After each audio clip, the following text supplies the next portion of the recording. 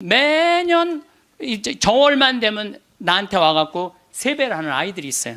내가 얘네들을 언제부터 봤냐? 중학교 3학년 때부터 봤던 애들이야.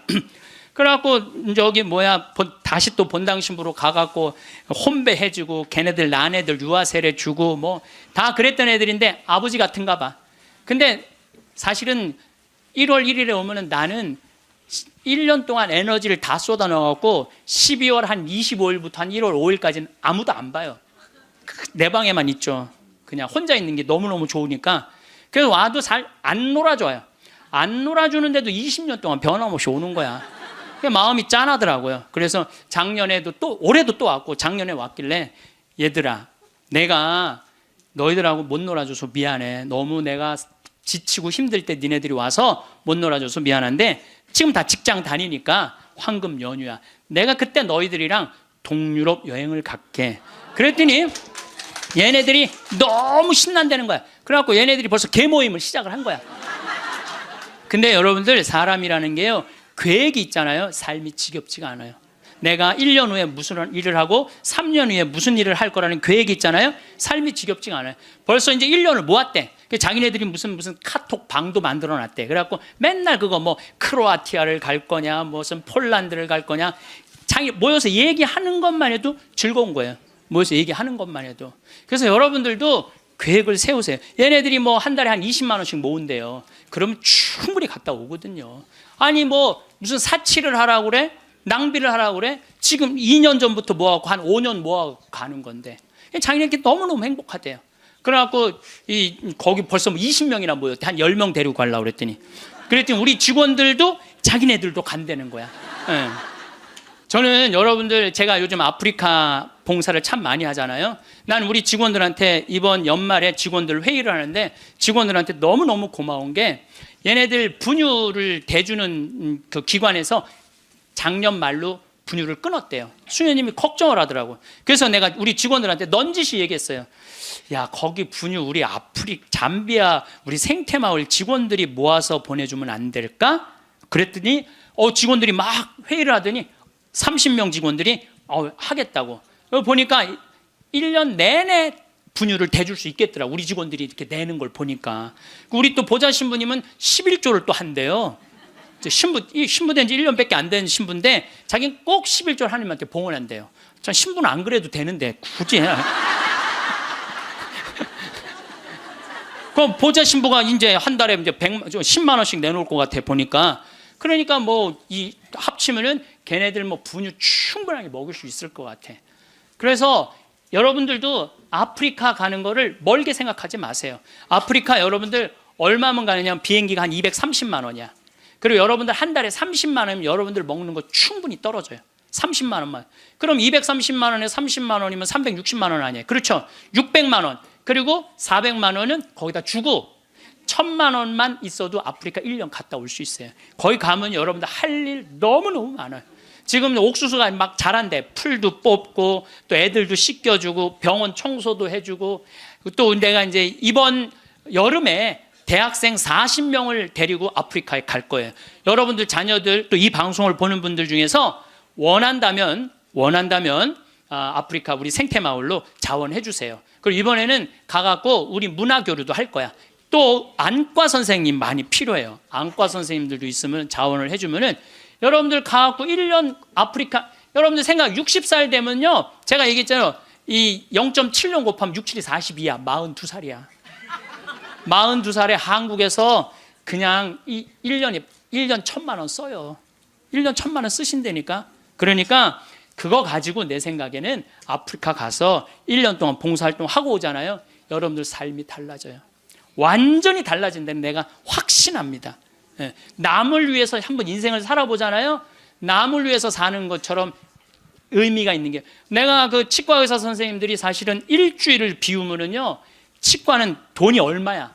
근데 첫 해는 2분을 데리고 갔는데 조금 좀 미안하더라고요. 근데 둘째 데리고 갔는데 자기네들이 너무 행복해하는 거야. 근데 지난 월요일 날 그 선생님들 모였는데 더 많이 끌어모아갖고 간다는 거예요. 막 가슴이 설렌다는 거예요. 자기네들 한 주면 2천만 원, 3천만 원 돈을 못 버는 건데 막 설렌다는 거예요. 남을 도와주고 어려운 사람을 위해서 자기가 무언가 할 수 있다는 건요, 인생이 즐거운 거야. 여러분들 이 세상 살면서 나만을 위해서 살다 가면 그 얼마나 어리석은 일이에요. 이웃을 위해서도 좀 살고, 그런 설계를 한번 해보라는 거예요. 나도 한번 아프리카 한 1년 가갖고 봉사활동 한번 해봐야 되겠다. 그런, 우리가 한국에서 욕심 부리면서 지지고 볶고 하지 말고, 맨날 싸우고 죽이는 것만 보고 그러지 말고, 예? 좀 그 아름다운 데 가갖고 수녀님들하고 같이 기도도 좀 하고, 그 아프리카 수사님 수녀님들 많으시거든요. 그 수녀님들하고 얘기도 좀 하고, 영어 안 돼도 다 통해요. 걱정하지 마세요. 말 안 해도 다 통하니까 걱정하지 마시고, 내가 한번 그런 도전을 해보면은요, 사는 게 즐거울 거야. 근데 그냥 오늘이 저날이고 저날이 이날이고 이런 사람들은요, 사는 게 너무너무 재미없어요.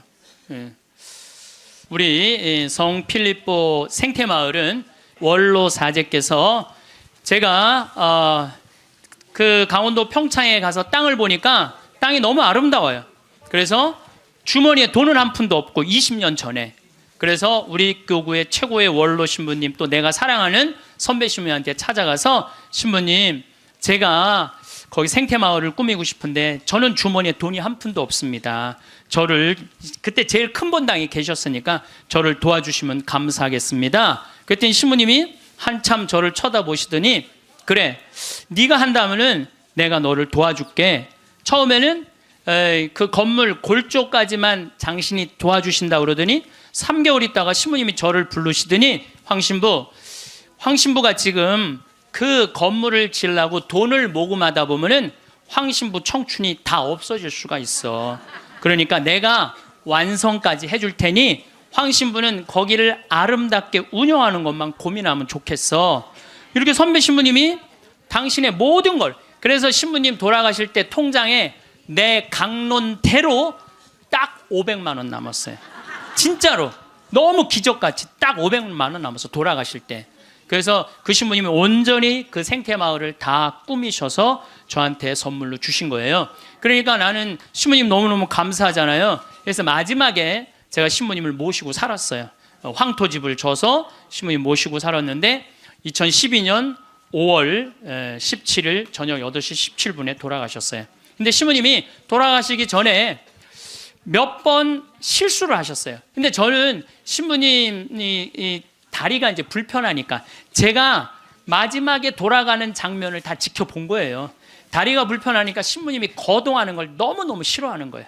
그래도 제가 신부님 어떻게 했느냐면, 신부님 움직여야 된다고, 움직이자고. 그래갖고 어떻게 했느냐면은, 나하고 오늘도 부관장 신부가 왔는데, 우리는 매년 부관장 신부가 오잖아요. 나하고 부관장 신부가 양쪽에 신부님 팔을 껴, 그리고 거의 들다시피 해갖고 외식을 나가는 거예요. 들다시피. 그럼 신부님이 앉지도 못하면은 양쪽에서 팔을 끼고 들어서 앉혀요. 그러면은 반쯤 누워서 드시죠. 반쯤 누워서 드시는데도 계속 끝까지. 근데 신부님이 마지막에 87살이 되고 마지막 이가 다 다르니까 어떻게 해결을 해드릴 수가 없더라고요. 그러니까 이제 잇몸까지 이제 달아서 이제 없어지는 거죠. 그러니 당신이 몇 번 실수를 하셨어요. 실수를 하셨는데 87살이면 실수해도 그거 험은 아니죠. 근데 그걸 혼자 못 견디더라고요. 그걸 혼자 처리하려고 화장실에서 2시간, 3시간을 그걸 혼자 닦아내고 쓸어낸다고. 그래서 그걸 지켜보니까 안 되겠어. 신부님 병원에 모셔야 되겠다. 이제는 병원에 모실 때가 됐다. 그래갖고 이제 빈센트 병원에 신부님을 모셨죠. 근데 신부님 모셨는데 나는 이번에 처음 알았어요. 신부님이 씹는 걸 까먹는 치매가 온 거야. 치매가 와도요, 밥을 떠넣어드려도 씹지를 않는 거야. 이게 뭐냐면 곡기 끊는 거예요. 그럼 곡기를 끊으면요, 여러분들 죽을 때 가장 편안하게 죽는 건 곡기 끊고 죽는 거예요. 곡기 끊고 죽는 거예요. 죽을 때 가장 편안하게 죽는 건 곡기를 끊으면요, 내가 이제 마지막 병자성사를 다녀보면은요, 곡기 끊은 할머니 할아버지들은요 신음소리도 안 내요. 신음소리도 안 내고 가만히 주무세요. 계속 주무시고, 여러분들 그래 갖고 죽을 때요, 마지막에는요, 여러분들 마지막에 죽을 때 황홀하게 죽는 사람들이 있대요. 황홀하게 죽는 사람이 있대요. 그게 신의 마지막 선물인 도파민이 나온대요. 내가 옛날에 강의할 때 그런 얘기 했어요. 사랑할 때 뭐가 나온다고? 도파민이 나온다고 그러니까 바람 많이 피는 사람들이 도파민 많이 나오는 사람들이 바람 많이 피는 거야. 몸에 60이 넘어도 바람 피는 사람들 있죠? 그런 사람들 조사를 해보면 몸에 도파민 막 나오는 거예요. 새로운 여자 찾아다니는 남자들 보면 도파민이 많은 거야. 그만큼 사람을 황홀하게 해준대요. 이게 신이 내린 마지막 선물이래. 그런데 마지막 곡기를 끊고 돌아가시는 분들은 마지막에 도파민이 나와서 죽을 때 굉장히 행복하게 죽을 수 있대요. 그러니까 얼마든지 죽을 때 괴롭게 죽는 것만 생각하실 필요는 없다는 거야. 곡기를 그냥 씹는 걸까? 그래서 이제 물리치료사가 와갖고 계속 씹는 법을 가르쳐 주더라고요. 그래서 우리 신부님 이제 도저히 안 되겠다고 씹는 걸 까먹는 치매가 와서 그 다음 조치를 취해야 되겠다는 거야. 그럼 그 다음 조치를 뭐냐니까 목에 구멍을 뚫는 거라는 목에 구멍을. 여러분들 지금부터 하는 얘기를 잘 들으셔야 돼요. 그 나이에 씹는 걸 까먹는 치매가 왔을 때 목에 구멍 뚫는 게 의미가 있어요? 그래서 신부님하고 나오고 평상시에 뭐라고 그러냐면은 우리는 연명치료 하지 말자. 예. 김수환 추기경님이 연명치료 안 하고 돌아가셨잖아요. 예. 그냥 하느님이 나한테 마지막에 죽음의 단계에서 받아들여야 되는 건 그대로 받아들인다는 거 아니에요. 그래서 이제 내가 의사 선생님한테 얘기했죠. 우리는 신부님 목 구멍 안 뚫기로 했다. 그랬더니 사전 동의서가 있냐는 거예요. 연명치료 사전 안 하는 동의서가 있냐는 거예요. 말만 했지 동의서는 안 해놓은 거예요. 그랬더니 교구청에서도 그냥 아직도 할 수 있다니까 목에 구멍을 뚫자고. 뚫는 순간 내가 그때부터 후회하기 시작을 했어요. 뚫는 순간부터 고통이 시작되는 거야. 곡기 끊었을 때 가만히 있을 땐 편안했는데 이게 목에 구멍에 주스를 넣어주니 이게 쉬운 일이에요? 잘못 넣으면 석션을 해야 되고 주사기로 다시 넣었다 뺐다 폐렴이 걸리고 먹으면 또 어떻게 해야 돼? 싸야 되고. 여러분들 아무 의미가 없는 거예요. 우리 어머니 친구는 2년째 목 구멍 뚫고 이러고 있대요. 2년째 목에 구멍을 뚫고 계속 주스만 받아먹고 누워 있다는 거야. 그래서 여러분들 마지막에 그 돈 아까워서 못 쓰는 할머니들이요 마지막에요 병원비로 다 쓰고 죽는다는 거. 병원비로 그 돈을 마지막에 다 쓰고. 우리나라 마지막 의료비 중에 20%가 마지막 15만 명 죽는 할머니 할아버지들이 쓰고 가는 돈이야. 10일 사이에 연명치료 때 다 들어가는 거 그 돈이. 그러니까 여러분들은 굳이 연명치료 하겠다고 그 마지막에 90살에 3개월 늘려서 뭐 하려고. 마지막에 90살에 3개월 늘려서 뭐 하려고. 마지막 왜 이렇게 고통스럽게 죽어요. 그래서 여러분들은 절대 목에 구멍 뚫지 마세요. 연명치료하지 마세요. 영국 이코노미스트지에서 발음이 잘 안 나오네. 이코노미스트지에서 죽음의 질을 조사했는데 우리나라가 꼴찌예요. 한국인이 가장 준비 없이 혼란스럽고 많은 고통을 받고 가장 많은 비용을 쓰면서 가장 불행하게 죽어간대요. 한국 사람들이. 이게 딱 맞는 얘기야. 근데 왜 우리는 죽음의 준비가 없이 혼란스러우냐? 끝까지 안 죽으려고 그래. 끝까지. 죽음 이후의 세계를 바라지 않기 때문에. 우리나라는 여러분들 터키 사람들은 천당 간다고 믿는 비율이 95%라고 제가 얘기했잖아요. 근데 우리나라 사람은 천당 간다고 믿는 비율이 49%밖에 안 되는 거예요. 그러니까 어떻게 해서든지 수단과 방법을 가리지 않고 끝까지 살려고 노력을 하는 거야. 그러니까 죽을 때 준비가 없는 거예요. 죽음을 받아들이지 않은 거야. 혼란스러운 거야. 내가 천국에 갈지 지옥에 갈지 이게 확신이 없으니까 혼란스럽고 가장 많은 고통을 받아요. 끝까지 약을 투여하니까 고통을 겪는 거예요. 고통을 많이 받고 가장 많은 비용을 써. 이 서양 사람들, 영국 사람들 보면은요, 죽을 때가 되면은요, 받아들이는 요즘 그런 문화가 그래서 참 안타까운 거는 미국의 대학은 죽음이라는 과목을 강의를 해요. 대학에서. 아예 죽음이라는 것을. 여러분들 우리가 인생의 가장 큰 숙제 중에 하나가 뭘까요? 죽음이에요. 근데 거기에 대해서 우리는 아는 게 하나도 없어. 그냥 안 죽으려고만 그래. 아는 거 없이 안 죽으려고만. 죽음학이라는 게 있다니. 죽음학이라는 게. 그래서 나는 우리나라 적어도 대학 정도면 죽음학을 가르쳐야 된다고 생각을 해요. 죽음에 대해서. 그러니까 가장 불행하게 죽어가네. 1년에 우리나라가 25만 명이 죽는데 15만 명이 아무 희망도 없는 연명치료 10일 동안 한다는 거예요. 마지막에 하다가 고통스럽게 죽는다는 거예요. 아까도 말씀드렸지만 10일 동안 국민 의료 재정의 20%를 날려버리는 거야. 10일 동안 국민 재정의 20%를 다 쓰고 죽는 거예요. 죽기 전에. 본인도 괴롭고 남아있는 자식도 괴롭긴 마찬가지라는 거죠. 여러분들 자식들 쓸 돈까지 쓰고 죽지 마세요. 그래서 존엄사 선언서가 이제는 우리나라가 됐어요. 그전에는 그게 살인이다 뭐 이런데 이제는 됐어요. 이 존엄사 선언서를 읽어 드릴 테니까 나도 이걸 쓰고 죽어야 써 놓으세요. 아예. 예, 평화방송에서 자막에 내보내세요. 받아 적게. 존엄사 선언서. 나는 내가 불치병에 걸렸을 때나 사망의 시기가 가까워지고 있는 경우를 대비해서 나의 가족과 친척 및 나를 치료하고 있는 의료인들에게 다음과 같은 희망을 남깁니다. 이 선언서는 나의 정신이 건강한 상태에 있을 때 작성했음을 밝힙니다. 또한 나의 정신이 건강한 상태에 있을 때 내 스스로가 이것을 파기하든지 또는 철회하는 내용의 문서를 작성하지 않는 한 유효함을 밝힙니다. 1. 나의 병이 현재의 의학으로는 불치의 상태이고 이미 사망 시기가 가까워지고 있다고 진단된 경우에는 헛되게 사망 시기를 연장시키는 일체 행위를 거절합니다. 그러니까 이제 마지막에 여러분들 완전히 노안으로 죽을 때는요, 저 니마 그 강을 건너지 마오에 병원에 가도 의사가 뭐라고 그래요? 약을 먹어도 소용이 없대잖아요. 약을 먹어도 소용이 없을 때 굳이 막 바늘 꽂고 막 그럴 필요가 하나도 없다는 거예요. 그게 여러분들 마지막에 얼마나 괴로운지 몰라요. 제가 마지막에 그 괴롭게 죽는 분들을 너무 많이 봤거든. 병자성사 쫓아가서 보면은 막 피를 토하고 막 온몸을 떨고 죽는 사람들도 많아요. 그런데 정말로 곱게 죽는 할머니들, 내가 정말로 잊지 않는 할머니야. 보자, 비산동 보자니까 22년 전 보자 때인데 새벽에 막 사정환을 두들기는 거예요. 나가보니까 그냥 덩치가 이만한 고등학교 2학년 3학년 여학생인데 신부님 우리 어머니 돌아가셔요 그런데 99살이래. 그래갖고 새벽에 쫓아갔죠.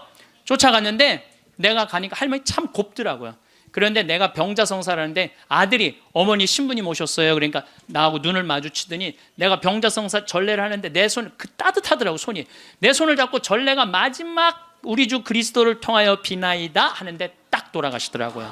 아주 그 할머니는 내 생각에는 그냥 직천당 간 거야.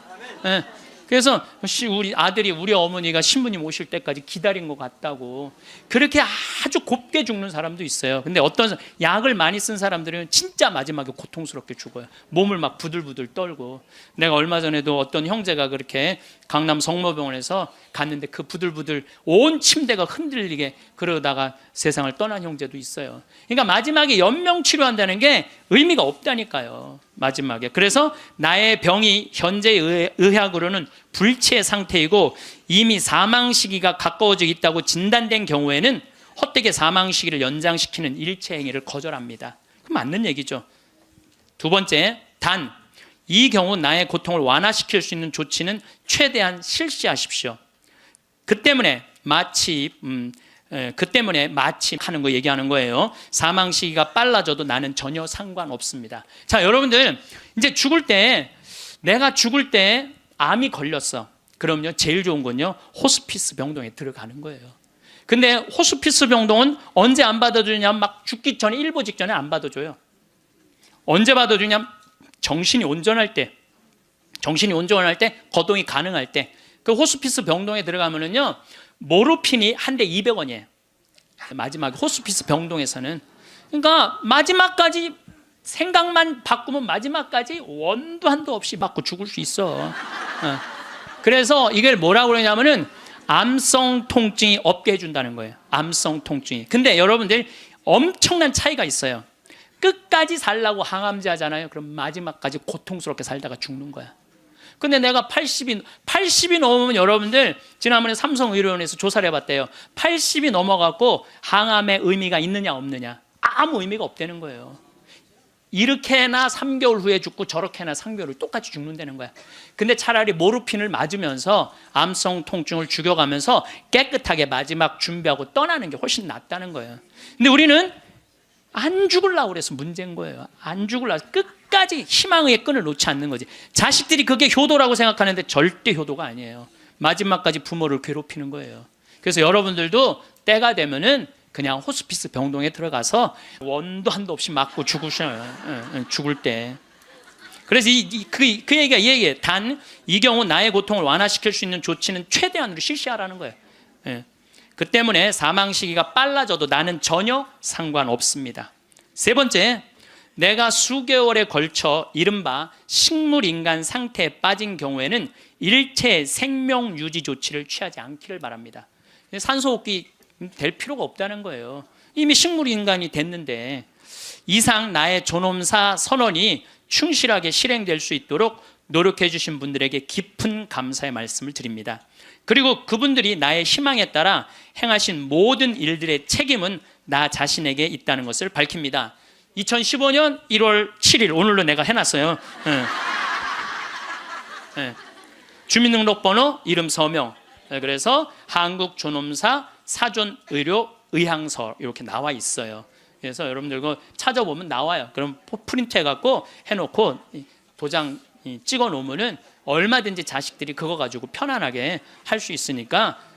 어쨌든 이제 신부님이 87세인데 곡기를 끊고 목에 구멍을 뚫고 참 힘든 시간을 보냈어요. 2월 2일 날 입원했으니까 5월 17일 날 돌아가셨거든요. 그런데 여러분들 3개월 고생하고 죽는 거는요 가장 행복하게 죽는 거예요.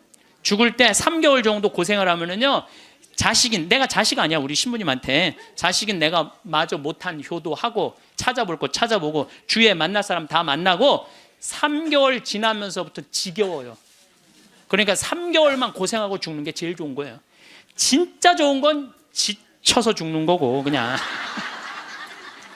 그래도 떠나는 게 너무 갑작스럽게 떠나면 자식들이 섭섭하잖아요. 그러니까 3개월 정도 고생하다 죽는다. 근데 우리 신부님은 정확하게 3개월 보름 병원에서 고생을 하셨죠.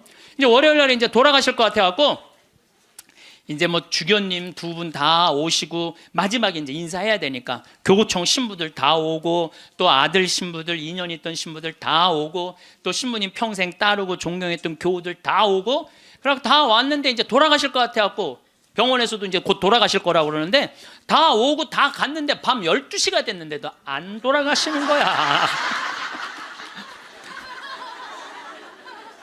다 준비하고 이제 떠나보낼 준비 다 했는데 새벽 2시가 돼도 안 돌아가시는 거예요. 나는 당장 내일부터 또 피정 강의해야 되는데 그래서 내가 신부님한테 그랬어요. 이제 이렇게 계속 잠만 주무시니까 신부님 내가 옆에 지키고 있으면 좋겠는데 아무래도 신부님 안 돌아가실 것 같으니까 나 피정 강의하고 또 올 테니까 그때까지 살아있으라고. 그리고 나는 이제 강원도 평창에 가서 피정을 계속했는데 목요일 날 그날은 느낌이 이상하더라고요. 오늘 돌아가실 것 같다. 전화를 계속해보니까 계속 혼수 상태라고 그러고 그래서 목요일 날은 강의 2시에 마치고 부관장 신부님한테 야 네가 나머지 다 해라. 나 아무래도 오늘 신부님 돌아갈 것 같다. 그래갖고 이제 부지런히 이제 수원 빈센트 평창에서 빈센트에 또 와갖고 이제 신부님 옆에 이제 한 저녁 7시 됐는데 와서 보니까 멀쩡하게 계신 거예요. 안 돌아가시고 1시간을 지키고 있는데도 계속 그냥 멀쩡하게 있는 거예요. 그래서 내가 이제 신부님한테 얘기했죠. 신부님 이제 좀 돌아가셔라. 아니 내가 장어를 많이 사줘서 안 죽는 거냐. 신부님이 돌아가셔야지 신부님도 편안하고 나도 편안할 거 아니냐. 이제 그냥 신부님 평생 사죄로 60년 동안 살으셨으니까 하느님이 신부님 자리 잘 만들어 놨을 거니까 돌아가셔라. 근데 뭐 3일 동안 혼수 상태에 있던 분이 내가 그 말을 했는데 눈을 딱 뜨는 거예요. 내가 얼마나 깜짝 놀랐는지 몰라. 이분이 워낙 무서운 분이거든요. 눈을 뜨는데 깜짝 놀랐어요. 그랬더니 그 평생 로사하고 가브리엘 신부님 모시던 부부가 그러는 거예요. 아유 우리 김 신부님이 황 신부님을 사랑하긴 사랑했나 보다고 저렇게 눈 뜨라고 사람들이 수도 없이 와서 얘기했는데도 눈 안 뜨더니 저거 보라고 황 신부님 얘기하니까 저 눈 뜨는 거 보라고. 그래서 내가 신부님한테 그랬어. 신부님 나는 신부님 때문에 평생 행복했다. 정말 신학생 때부터 참 아껴주셨거든요. 보자 때도 그랬고, 또 내가 새로 막 성당 이제 본당 신부 돼갖고 막 혈기왕성할 때 성당 분가하려고 땅이 나왔는데 그 땅 돈이 2억이나 됐어. 20년 전에.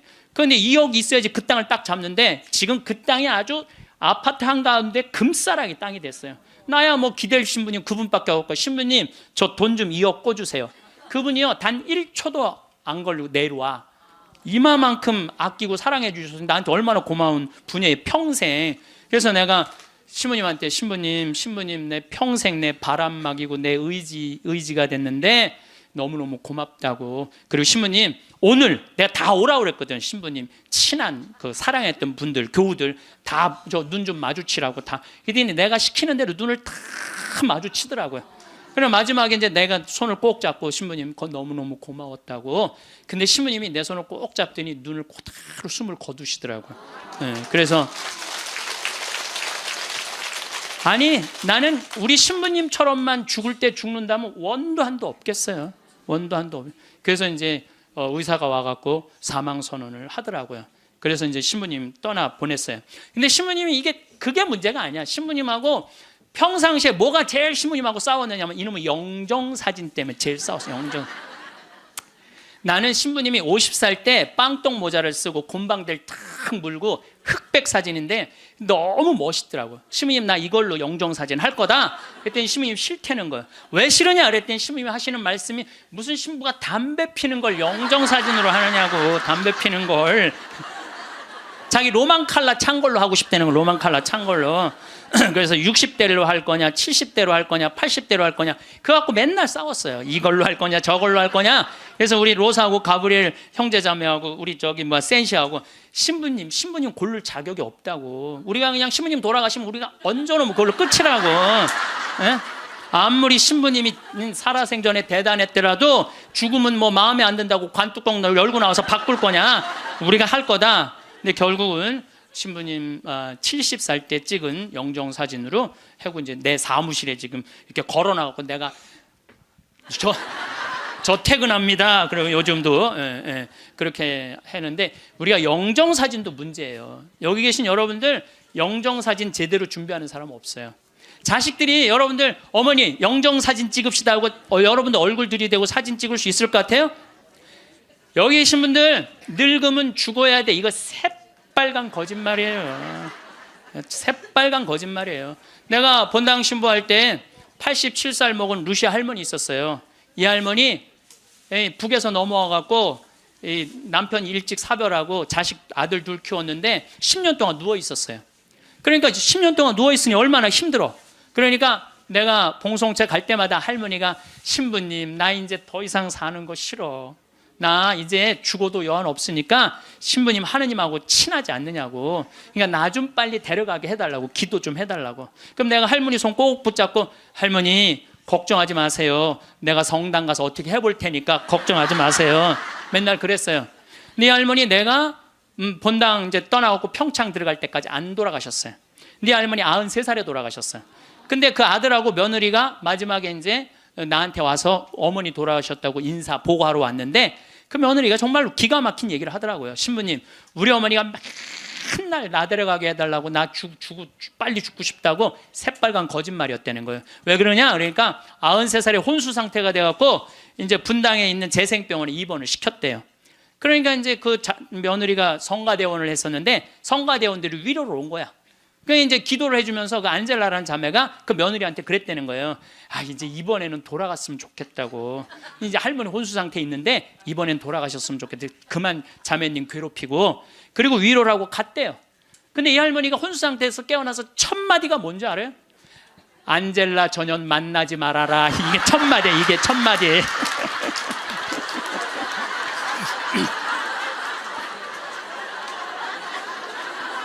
여러분들 죽음이 가까울수록 삶에 대한 애착은 더 강한 거예요. 죽음이 가까울수록 삶에 대한 애착은 더 강한 거예요. 그러니까 어머니 사진 찍읍시다. 영정 사진 찍읍시다. 자식들이 못 들이대요. 또 여러분들 그 수상한 그녀라는 거 봤어요? 할머니가 마지막에 예쁠 때 영정 사진 찍는다고 그러잖아요. 예. 본인들도 영정 사진 안 찍어요. 찍으면 죽어야 되는 줄 알고 그렇게 죽기 싫어하는데 영정사진 찍어. 그러니까 이제 마지막에 언제 찍느냐면 막 숨 넘어가기 일보 직전에 엄마 영정사진 하나를 준비 못 해놓은 거야. 이걸 찍는 거야, 이걸.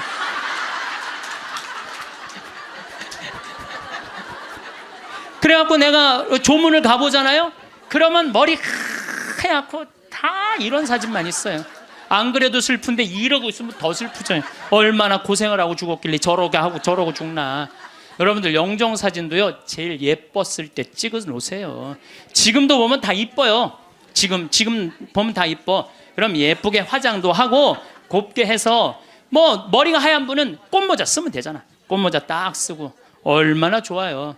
여기 어르신, 남자 어르신 분들도 집에 가서 40대 50대 한번 사진 보세요. 이야, 내가 이렇게 잘생길 때가 있었나? 그 사진으로 하세요. 보세요. 저기 수상한 그녀에서 그 나문희 씨가 이런 말을 해요. 내가 그래도 이쁜 얼굴로 할 때 자식들이 제사할 때 봐도 이쁜 얼굴로 보면 기분 좋다는 거죠. 근데 제사할 때 몇 년 할 건데 그냥 이런 걸로 제사를 할 때 그렇게 해요.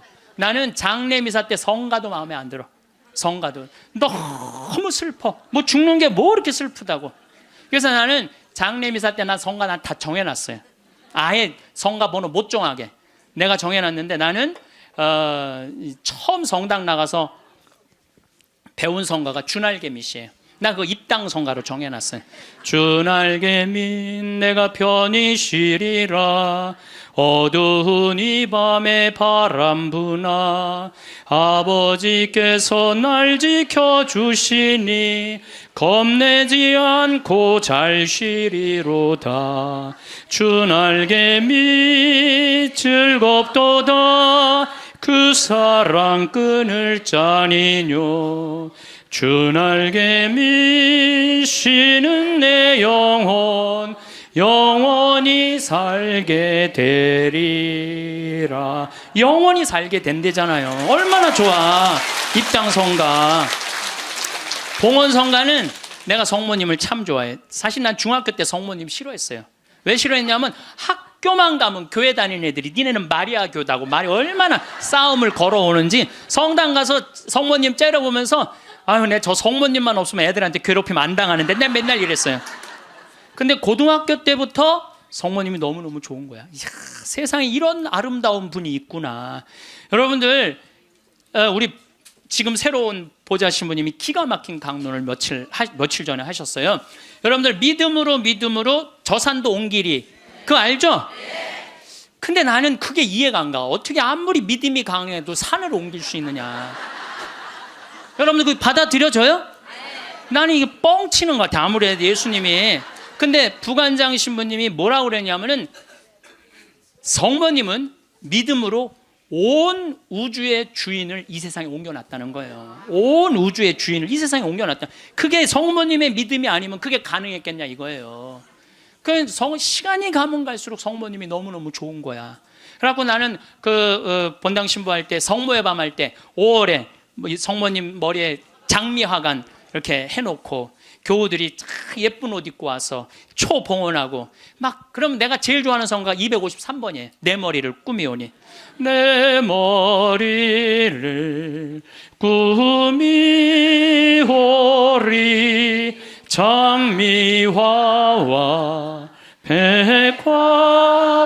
백화파로 유향연기 피우오리 마리아여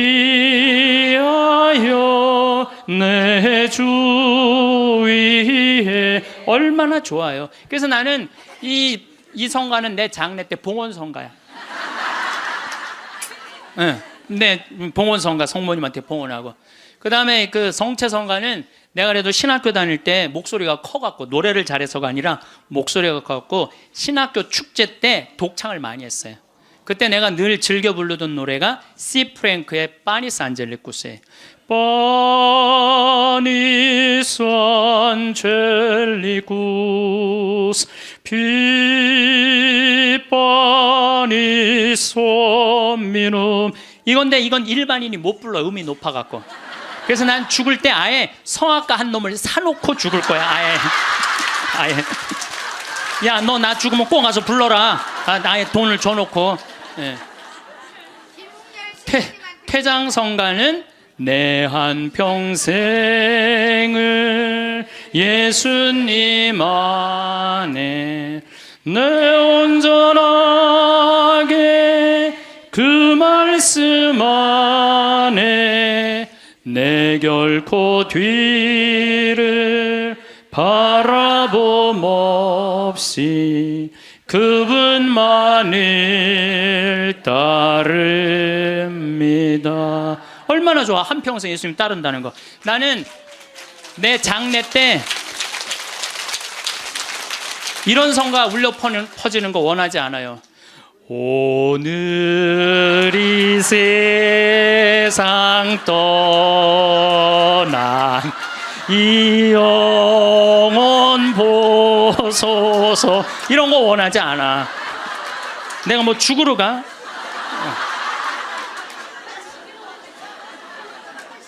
여러분들, 우리가요, 이 죽을 때도 좀 멋있게 죽자 이거예요. 멋있게. 그래서 죽음을 피하지만 말고 죽음을 준비해 놓고 죽잖아요. 사전 동의서도 써놓고, 예? 연명치료 하지 않는 사전 의향서도 써놓고, 그리고 장례 때 장례 예물 하나 준비해 놓지 않고 죽지 말라는 거예요. 예? 신부님한테 찾아가고 미리 죽을 때 한 1년 전에 알잖아요. 내가 견딜 거다 못 견딜 거다, 끝까지 살지 않을 거 아니에요. 그럼 100만 원이든 200만 원이든 예물 갖다 주면서, 신부님 나는 내 저기 장례 때 꽃 예쁜 걸로 해달라고 그러고, 성가대 이 성가 해달라고 번호도 좀 갖다 주고, 예물도 좀 드리고, 좀 그리고 좀 멋있게 죽으세요. 그게 죽음을 준비하는 거야. 내가 12년 전에 그 김마리아 할머니라고 있었어요. 폐암으로 86세에 돌아가셨는데 병자성사를 청하더라고요. 가보니까 할머니가 그러는 거예요. 신부님 머리맡에 저 봉투 좀 꺼내보라는 거예요. 꺼내보니까 4천만 원이 들어있어요. 할머니 이게 뭐냐고 그러니까, 신부님 내가 평생을 살면서 40의 과부가 되었고 자식을 6을 키웠대요. 그야말로 뼈가 빠지게 살았대. 뼈가 빠지게. 근데 신부님이 본당 신부님으로 딱 오시더니 누가 고생만 하다 죽으라고 그랬느냐고. 예수님이 그런 적 한 번도 없다고. 예수님은 맨날 먹고 마시고 노는 게 일이었다고. 성서에 그 말이 나와요. 저 사람은 맨날 먹고 마시고 논다, 이게 성서에 나온다니까요. 아시죠? 네, 그게 일이었던 분이야. 근데 우리는 왜 뼈가 빠지게 고생만 해야 돼? 우리도 예수님 닮으려면 먹고 마시고 놀아야지. 그래갖고 내가 성당 본당 신부할 때 할머니 할아버지들한테 그랬어요. 할머니 할아버지들, 우리 제주도 여행 가자. 자기 돈으로 돼갖고 여행을 안 가면 누가 돼서 가야 돼? 자식들이 돼야 되잖아요. 근데 누가 늙은 엄마 데리고 제주도 여행을 가요? 신혼여행이나 가지.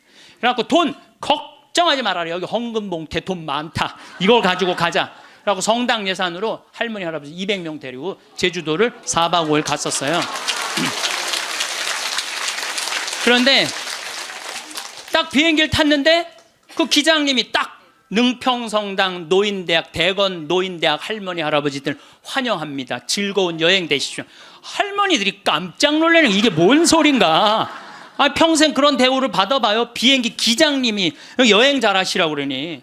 그리고 이제 마라도를 가는데 그날따라 날치가 날아가는데 막 30m씩 날치가 날아가는데 막 기가 막힌 거예요. 그러니 이 할머니들이 신부님이 손잡고 회 먹으러 가지, 배 타러 가지, 얼마나 신나요. 그러면서 그 할머니, 마리아 할머니가 그래요. 내 평생 신부님하고 산 3년처럼 행복했던 적은 없다는 거예요. 신부님이 청와대도 데리고 가고, 청와대도 여러분들, 청와대도 신청만 하면 다 들어갈 수 있어요. 청와대도 신청만 하면 다 들어가. 그 다음에 강원도 생태마을은 내가 그 주인이니까 맨날 3박 4일씩 할머니들 데려와서 놀고 래프팅 태워주고. 그러니까 자기는 그 3년 동안 사는 게 인생에 그렇게 행복했을 적이 없었다는 거야. 정말 성당 가는 게 소풍 가는 기분이었대, 매일매일. 근데 신부님 말대로 내가 할머니가 돈이 많았는데 쓸 줄을 몰랐던 거야. 돈이 많았는데 이 2천만 원은 어려운 이웃한테 도와주면 좋겠다. 그래서 내가 그 영월에 도와주는 저기 보육시설이 있어요. 거기 갖다 주고, 신부님 이 1,000만 원은 신부님 미사 드릴 때 성작은 꼭 내가 봉헌한 걸로 하고 싶다는 거야. 새로 성당이 신설 성당이니까 참 할머니가 똑똑하기도 해요. 그래갖고 이제 그걸 이제 해갖고 이제 성작하고 성합하고 해서 아주 좋은 걸로 했죠. 이 1,000만 원은 뭐냐니까 신부님 이거는 자기 미사 예물이라는, 나 죽으면은 나를 위해서 미사 드려달라는 거야. 내가 그 할머니 1년에 300번 거의 미사 드려줬어요. 거의 한 5년 동안에 매일 그렇게 드려줬고, 요즘도 1년에 30번 해요. 여러분들 자식이 여러분들 1년에 여러분들 위해서 30번 위령 미사 낼 것 같아요? 그러니까 나한테 갖고 오라고.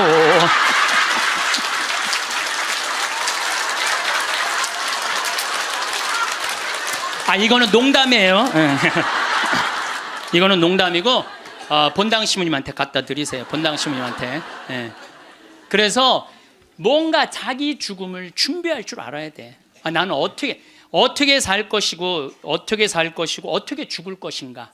나는 죽을 때 연명 치료하지 않고 내 영정 사진은 어떻게 해놓고, 이렇게 준비를 하나하나 해두시면서 삶을 이렇게 멋있게, 아까 이혜인 수녀님처럼 이렇게 빨랫줄에 늘어놓고 내 삶이 이렇게 노을에 물들듯이 이렇게 바라볼 수 있는 그런 분들이 저는 됐으면 좋겠어요. 아침에 눈을 뜨고 오늘 하루를 어떻게 보낼지 생각해보는 시간이 있습니다. 무엇을 할까? 어디를 갈까? 누구를 만날까 하는 작은 고민들이 머릿속을 스쳐 지나갑니다. 그런데 이 작은 고민과 다짐이 사실은 우리 삶을 움직이게 하는 힘이라는 사실을 알게 됩니다. 미래를 향한 의도라는 말이 거창하게 들릴 수도 있지만 사실 그것은 아주 단순한 것에서 시작됩니다. 오늘 점심에 무엇을 먹을지, 오후에 산책을 나갈지, 저녁에 전화를 걸어볼 사람이 있는지 같은 것들 말입니다. 이런 작은 결심들이 하루를 채워나가면서 우리는 시간의 주인이 되는 경험을 합니다. 누군가가 정해준 일정을 따라가는 것이 아니라 내가 스스로 오늘을 디자인하는 것입니다. 그 과정에서 삶은 지루함에서 벗어나 새로운 리듬을 찾게 됩니다. 매일이 똑같다고 느껴질 때가 있습니다. 어제와 오늘이, 오늘과 내일이 구분되지 않는 것처럼 느껴지는 순간들이 있습니다. 그럴 때 필요한 것이 바로 작은 목표입니다. 내일 아침에 동네를 한 바퀴 걸어볼까? 다음 주에는 오랜만에 그 사람에게 전화를 걸어볼까? 이번 달에는 집 안의 물건들을 정리해볼까 하는 생각들이 삶에 기대감을 불어넣습니다. 계획은 나 자신에게 건네는 약속입니다. 앞으로의 시간에 대한 기대이기도 합니다. 그 약속이 있을 때 우리는 단순히 시간을 흘려보내는 것이 아니라 시간을 살아가게 됩니다. 하루하루가 의미를 가지게 되고 그 의미들이 모여 한 주가 되고 한 달이 됩니다. 앞을 내다보는 시선이 있다는 것은 내일이 기다려진다는 뜻입니다. 다음 주가 궁금해진다는 뜻입니다. 앞으로의 시간이 빈 공간이 아니라 채워나갈 가능성으로 보인다는 뜻입니다. 어떤 분들은 미리 생각하는 것 자체가 부담스럽다고 말합니다. 마음먹은 것을 지키지 못하면 자책하게 되고 그것이 스트레스가 된다는 것입니다. 그런데 삶의 방향을 정하는 것은 원래 그렇게 무거운 일이 아닙니다. 나를 올가매는 틀이 아니라 나를 자유롭게 하는 도구입니다. 내가 원하는 대로 시간을 사용할 수 있게 해주는 지도와 같은 것입니다. 지도가 있다고 해서 반드시 그 길로만 가야 하는 것은 아닙니다. 중간에 다른 길로 가고 싶으면 가면 됩니다. 잠시 멈춰 쉬고 싶으면 쉬면 됩니다. 다만 지도가 있으면 어디로 가고 있는지, 어디에 있는지를 알 수 있습니다. 가장 중요한 것은 나에게 맞는 방식을 찾는 것입니다. 다른 사람들이 하는 것을 따라 할 필요가 없습니다. 누군가는 매일 아침 일찍 일어나 운동을 하고, 누군가는 새로운 취미를 배우고, 누군가는 여행을 다닙니다. 그것들이 그들에게 맞는 방식이라면 좋은 일입니다. 하지만 그것이 나에게도 맞는다는 보장은 없습니다. 나에게 맞는 길은 나만이 알 수 있습니다. 내 몸이 어떤 상태인지, 내 마음이 무엇을 원하는지, 내 하루가 어떤 리듬으로 흘러가는지를 가장 잘 아는 사람은 나 자신입니다. 그래서 거창할 필요가 없습니다. 남들에게 보여주기 위한 것도 아니고 누군가를 따라잡기 위한 것도 아닙니다. 단지 오늘보다 내일이 조금 더 나아지기를 바라는 마음, 지금보다 조금 더 건강하고 행복하기를 바라는 마음에서 나오는 것입니다. 그 마음이 출발점이 되어야 합니다. 아침에 창문을 열고 햇빛을 쐬겠다는 것도 하나의 선택입니다. 일주일에 한 번은 좋아하는 음식을 만들어 먹겠다는 것도 의미 있는 결정입니다. 한 달에 한 번은 멀리 사는 가족에게 안부를 전하겠다는 것도 소중한 약속입니다. 이런 작은 실천들이 쌓여서 삶의 모양이 만들어집니다. 큰 변화를 만들어내지 못할 것 같아 보이는 작은 행동들이 사실은 삶을 지탱하는 기둥이 됩니다. 매일 물을 주지 않으면 식물이 시들듯이 작은 시도와 실천이 없으면 우리 삶도 생기를 잃어갑니다. 반대로 작은 다짐들을 하나씩 실천해 나가면 삶은 점점 더 단단해지고 풍성해집니다. 그 과정에서 우리는 나 자신을 돌보고 있다는 느낌을 받습니다. 누군가를 위해서가 아니라 나를 위해 시간과 에너지를 쓰고 있다는 느낌 말입니다. 작은 목표를 세우고 실천하는 과정에서 우리는 성취감을 느낍니다. 오늘 걷기로 했던 산책을 마쳤을 때, 미루던 일을 드디어 해냈을 때, 마음먹은 대로 하루를 보냈을 때 우리는 뿌듯함을 느낍니다. 그것이 아무리 작은 일이라도 상관없습니다. 중요한 것은 내가 나와 한 약속을 지켰다는 사실입니다. 내가 나를 실망시키지 않았다는 사실입니다. 이런 경험들이 쌓이면 우리는 나 자신을 더 신뢰하게 됩니다. 나는 할 수 있는 사람이라는 믿음이 생깁니다. 그리고 실천하는 과정에서 우리는 정서적인 안정을 얻습니다. 삶이 예측 가능해지고 통제 가능해지는 느낌이 듭니다. 무엇을 해야 할지 모르는 막막함에서 벗어나 방향을 가지고 걸어가는 느낌이 듭니다. 이것은 마음에 큰 평화를 가져다 줍니다. 불안은 대부분 불확실함에서 옵니다. 앞으로 어떻게 될지 모를 때, 내일이 어떨지 알 수 없을 때 우리는 불안해집니다. 하지만 방향이 있으면 앞으로의 시간이 조금 더 선명해집니다. 내일 무엇을 할지 알고 있으면 내일이 덜 두렵습니다.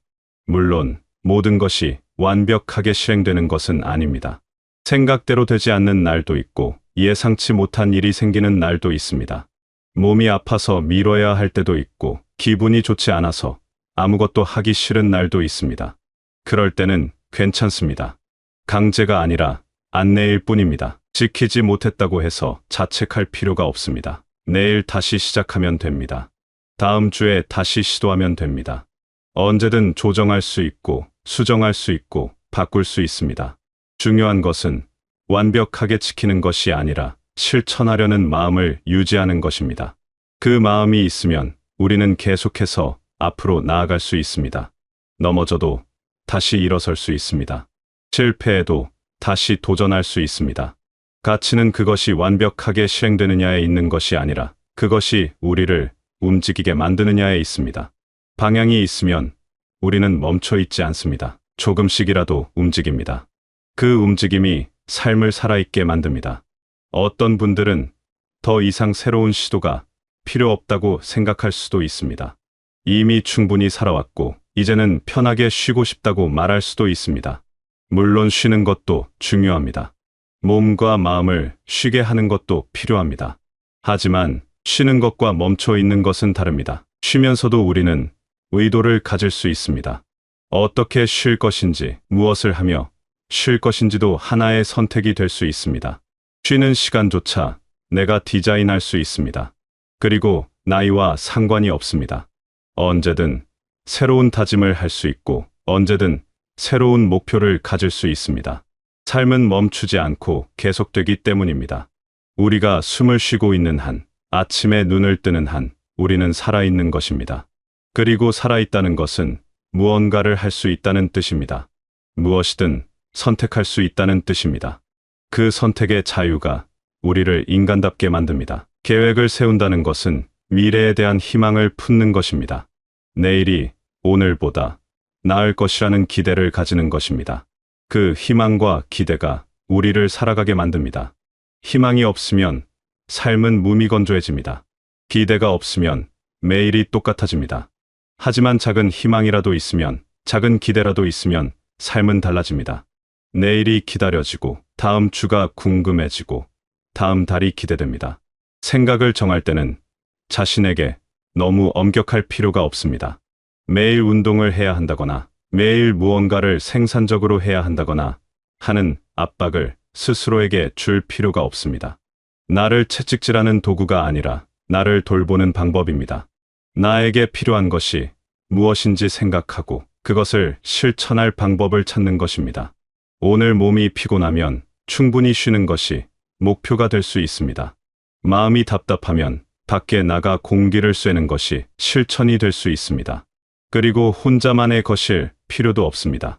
다른 사람들과 함께하는 약속도 있습니다. 누군가와 함께 식사를 하기로 하는 것, 함께 산책을 나가기로 하는 것, 함께 무언가를 만들어 보기로 하는 것도 모두 의미 있는 선택입니다. 함께하는 시간은 관계를 돈독하게 만들고 삶에 활력을 더해줍니다. 다른 사람과 시간을 보내는 것도 중요한 일입니다. 혼자 있는 시간과 함께 있는 시간이 균형을 이룰 때 삶은 더 풍요로워집니다. 실천하면서 우리는 스스로에게 증명합니다. 나는 여전히 무언가를 할 수 있는 사람이라는 것을, 나는 여전히 배우고 성장할 수 있는 사람이라는 것을 말입니다. 이 증명은 누구를 위한 것이 아니라 나 자신을 위한 것입니다. 나는 가치 있는 존재라는 것, 나는 의미 있는 삶을 살고 있다는 것을 스스로에게 확인시켜주는 과정입니다. 이 확인이 있을 때 우리는 자존감을 유지할 수 있습니다. 자존감은 다른 사람들의 평가에서 오는 것이 아닙니다. 내가 나를 어떻게 생각하느냐에서 옵니다. 내가 나를 존중하느냐, 내가 나를 소중하게 여기느냐에서 옵니다. 그리고 나를 존중하는 가장 좋은 방법은 나를 위해 시간을 쓰는 것입니다. 나를 위한 다짐을 세우고 실천하는 것입니다. 그 과정에서 우리는 나는 나를 사랑한다는 메시지를 스스로에게 전합니다. 그 메시지가 마음에 스며들면 삶은 달라집니다. 어떤 것은 단기적인 것이고 어떤 것은 장기적인 것입니다. 오늘 할 일, 이번 주에 할 일, 이번 달에 할 일이 있을 수 있습니다. 모두가 같은 무게를 가질 필요는 없습니다. 중요한 것도 있고 덜 중요한 것도 있습니다. 급한 것도 있고 천천히 해도 되는 것도 있습니다. 이것들을 구분하고 우선순위를 정하는 것도 지혜의 일부입니다. 모든 것을 다 하려고 하면 오히려 아무것도 하지 못할 수 있습니다. 선택과 집중이 필요합니다. 하지만 선택과 집중이 스트레스가 되어서는 안 됩니다.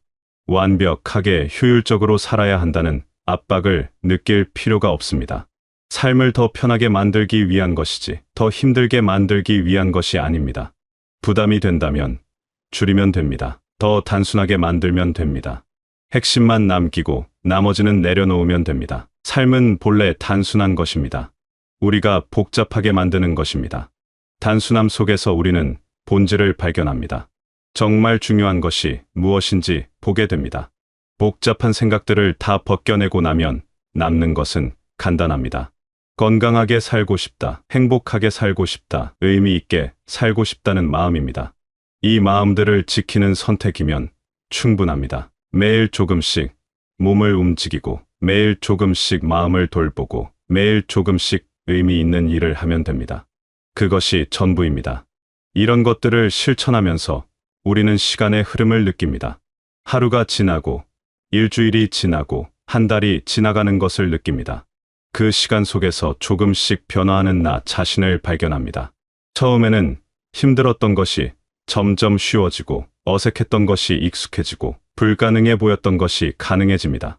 이런 변화를 경험할 때 우리는 삶이 정체되어 있지 않다는 것을 알게 됩니다. 삶은 계속 움직이고 나도 계속 변화하고 있다는 것을 느낍니다. 그리고 생각하는 과정 자체도 즐거움이 될 수 있습니다.